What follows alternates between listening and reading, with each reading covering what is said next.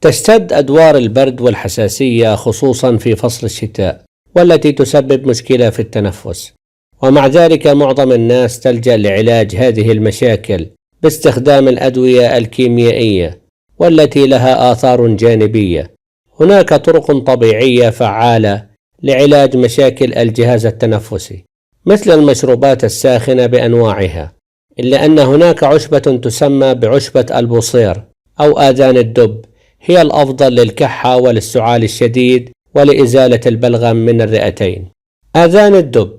تنمو آذان الدب في كل مكان، ومن الصعب ألا يعرفها أحد، وبرغم ذلك فإن القليلين ممن يصادفون هذه العشبة ذات الأوراق المخملية والساق العودانية والأزهار الصفراء المميزة، ويقدرون مكانتها في طب الأعشاب كعلاج للكحة وللسعال. آذان الدب نبات ثنائي الحول وشديد الصلابة، ينمو في أي مكان في المناخ المعتدل، وفي خلال عامه الأول ينتج أوراقا تأخذ شكل الوردة، ولونها أبيض مائل إلى الخضرة، وشكلها مثل القلب ومغطى بالشعر، لذلك من أسمائه بوصير مخملي والنبات الأزغب ونبات اللباد، ويسمى أيضا بعصا الراعي وعصا هارون. وفي الصيف تنمو سنابل اسطوانية متميزة من الأزهار الصغيرة الكثيفة الصفراء ذات الرائحة العطرة.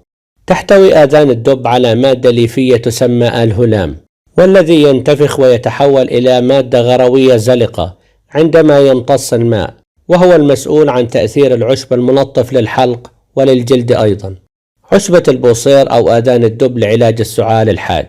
هذه الأوراق تنمو في بلاد الشام وأوروبا وآسيا، وقد أجريت دراسات عليها واكتشف أنها تحتوي على مركبات شديدة المفعول تزيل المخاط بشكل سريع وتحارب الفيروسات والميكروبات المسببة لها، حيث تعرف في بعض البلدان أيضا باسم حشيشة الرئة لهذا السبب.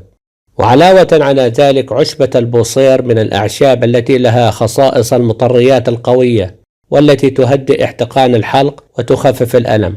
وفيما يتعلق بكل هذا فآذان الدب علاج طبيعي مثالي لجميع أمراض الجهاز التنفسي، حتى تلك المزمنة مثل الربو والتهابات الشعب الهوائية. تستخدم عشبة البوصير كالشاي، يشرب دافئ للتخلص من أدوار البرد والكحة الجافة أو السعال الحاد، وتساعد بشكل كبير في التخلص وطرد البلغم من الرئتين وتنقية الصدر والاحتقان في الحال. طريقة تحضير عشبة البوصير: توضع ملعقة صغيرة من أوراق البوصير المجففة، ويفضل أن يوضع معها ملعقة صغيرة من النعناع المجفف، ثم يصب عليها الماء المغلي وتغطى لمدة 3 دقائق، ثم يصفى المنقوع ويحلى بنصف ملعقة صغيرة من العسل الطبيعي ويشرب دافئا. دمتم سالمين، ومع تمنياتنا لكم بدوام الصحة والعافية.